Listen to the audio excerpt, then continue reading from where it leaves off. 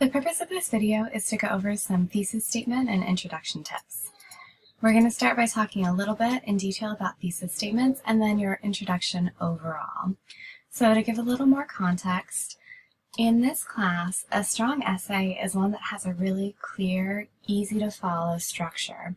So when you're thinking about the structure of your essay, your introduction is where you'll give all the necessary background, and then you'll have your thesis, which is your main argument, your main interpretation of the text. The body paragraphs will give evidence. You'll have quotes and analysis, and then the conclusion will give some sort of final thought for the reader. So when you're thinking about your introduction, you want to keep in mind that there's many ways to start, there's many types of effective introduction, but the overall goal is to warm your reader up to the topic.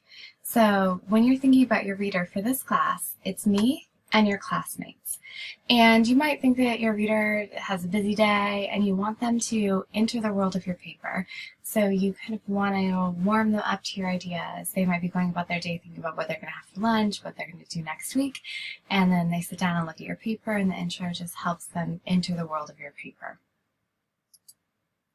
So this video is going to focus on the parts of the introduction.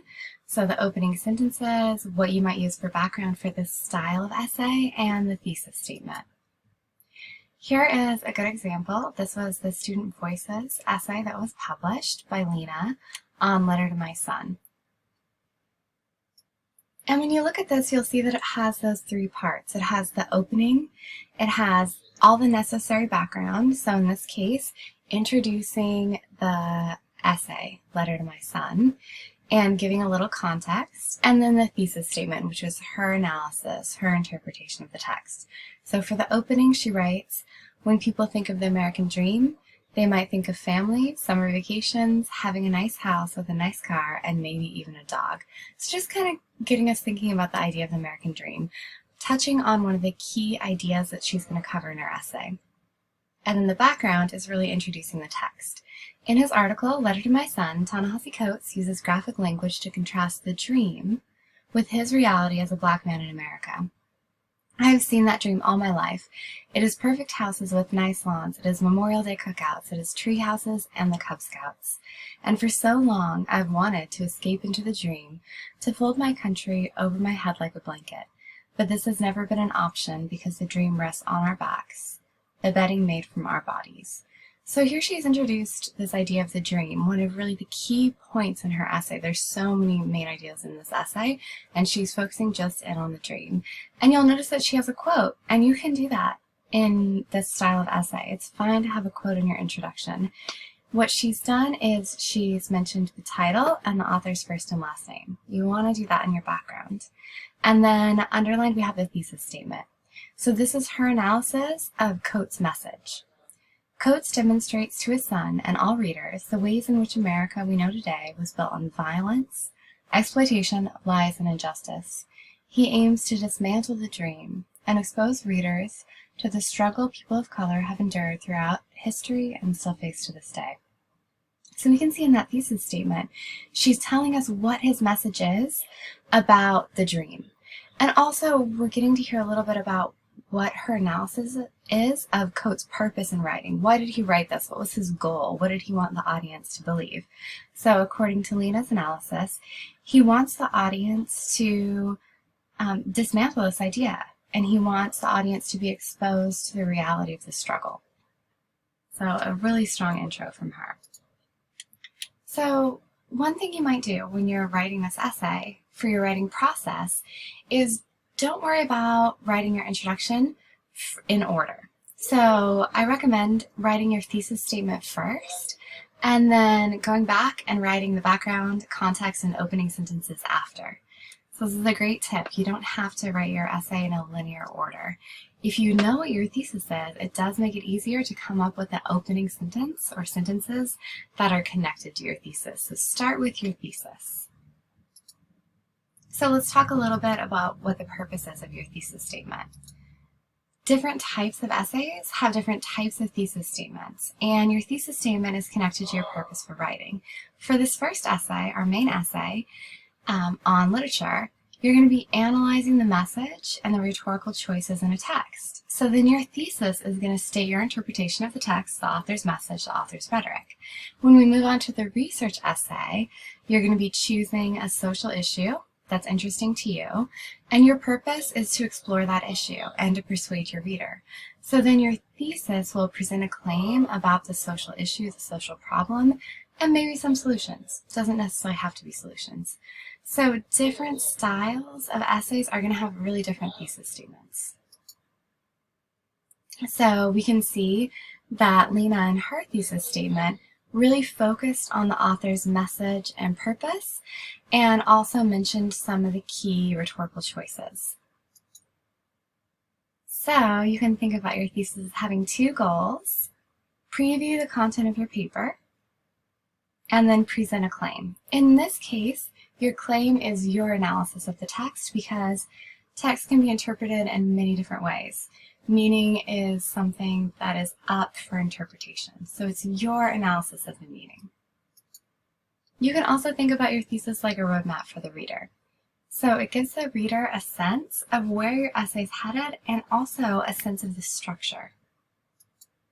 So if we look at this handout from the Writing Center, we can see that your introduction has the opening, background, then the thesis, and the topic sentences all connect back to the thesis.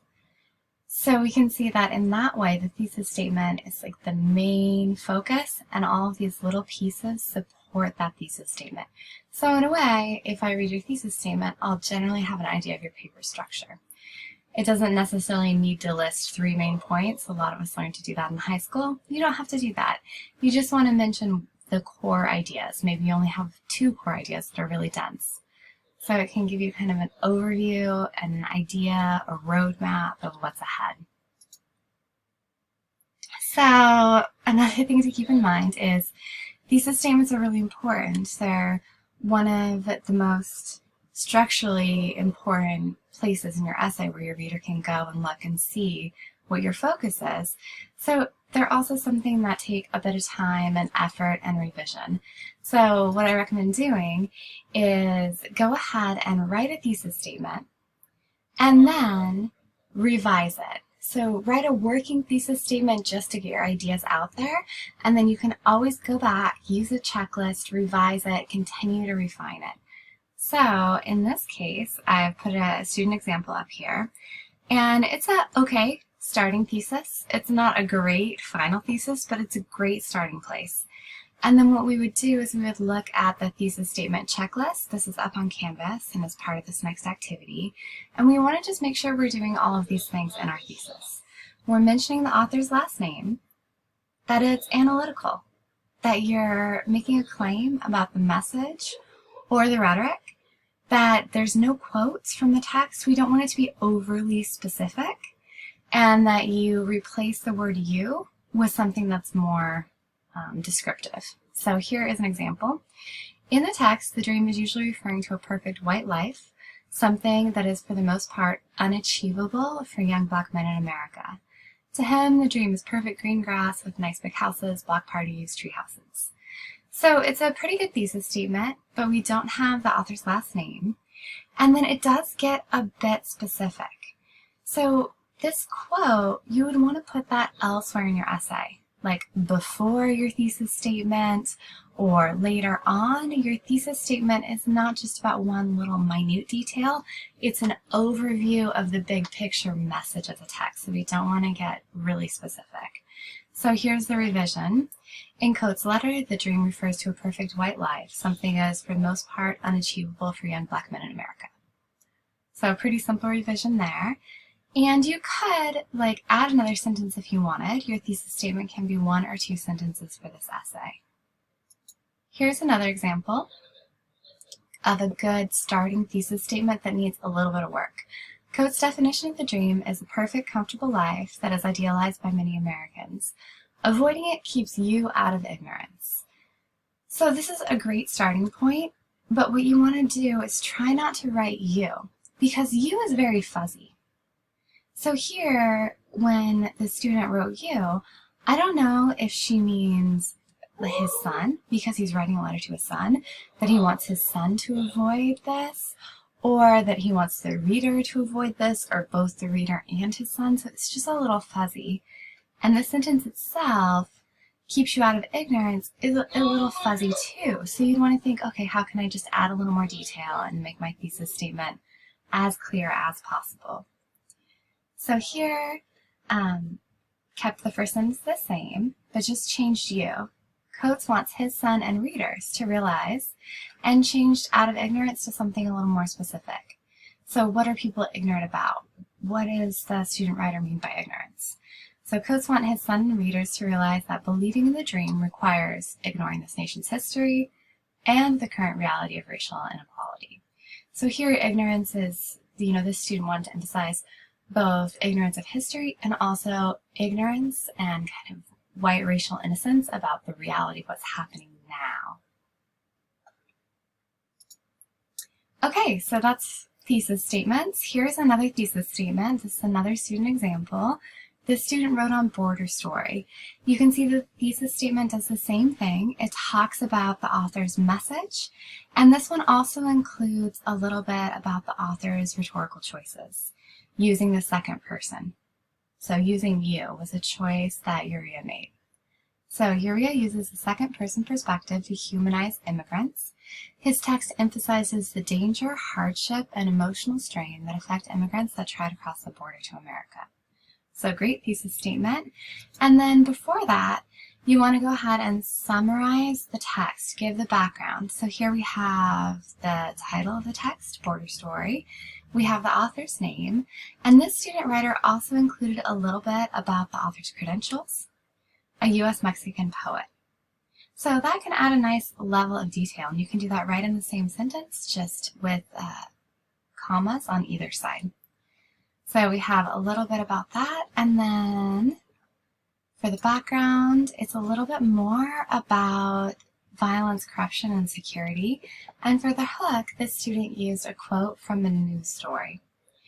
And the nice thing about this essay is the quote at the beginning talks about the danger that children face from Central America.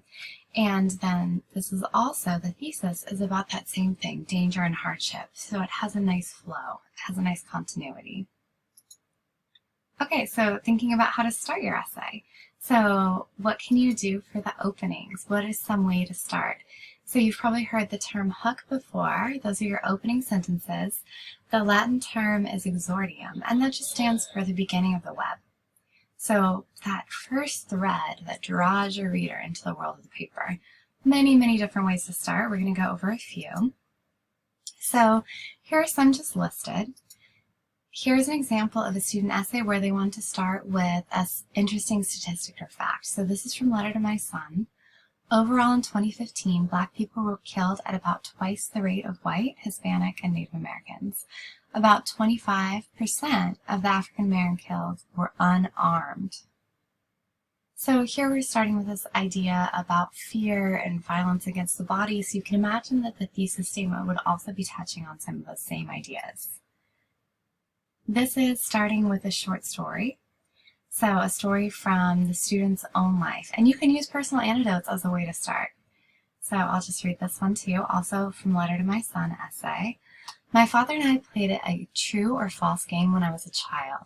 At the time I thought it was a game to impress my father with my knowledge. But when I look back on the questions today, I realize it was much more. The simplest yet ground-shattering question my father asked was, is life fair? Even though I was a child of 5 or 6, I was expected to know, but I did not. I saw the pain in my father's eyes, instantly knowing that I was wrong.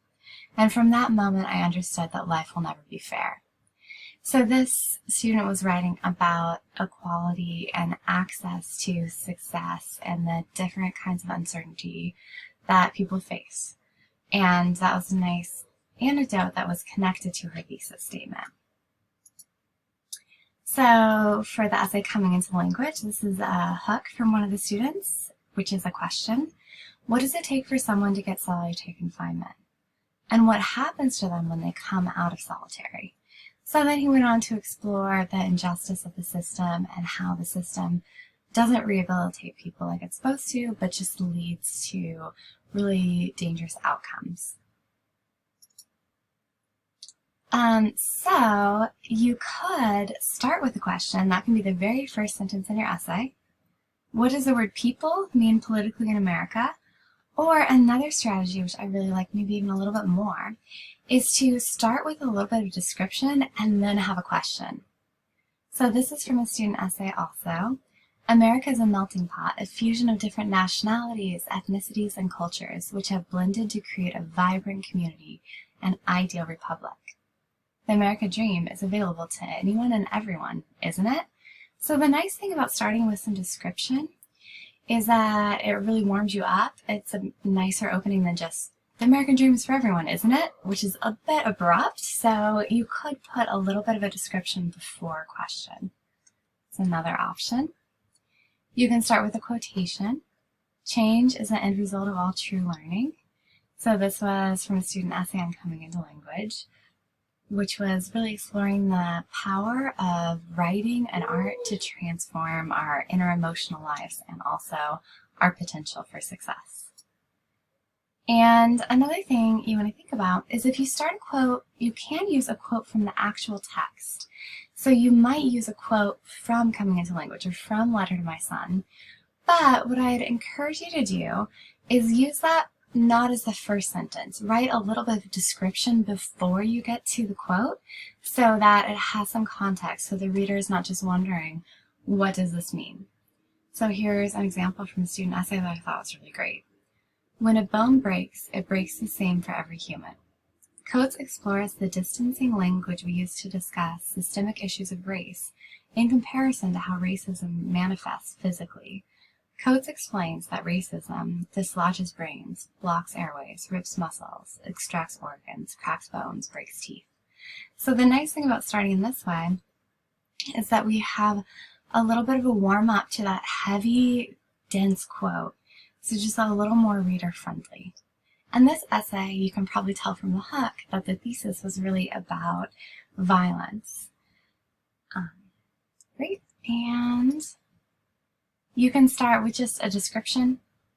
So from Border Story, the student started with just describing what the Southern American border is like. So just some rich description is great. And I've already covered this, but I just want to reiterate that you want to make sure that your hook is connected to your central idea so that there is a continuity in your introductory paragraph. There's a smooth flow from your opening sentences to your thesis statement, and it doesn't feel like two totally different topics. So we can see here, I already mentioned this quote about parents trying to save their children, and then the thesis talking about the emotional strain and humanizing immigrants, so really connected. Same thing here. We have opening, a hook that's about the American dream, and the thesis returns to that idea of the American dream. So it's very focused. All right, thank you for watching this video. Email me if you have questions. Come to my Zoom office hours. Text me. I'm here to answer those.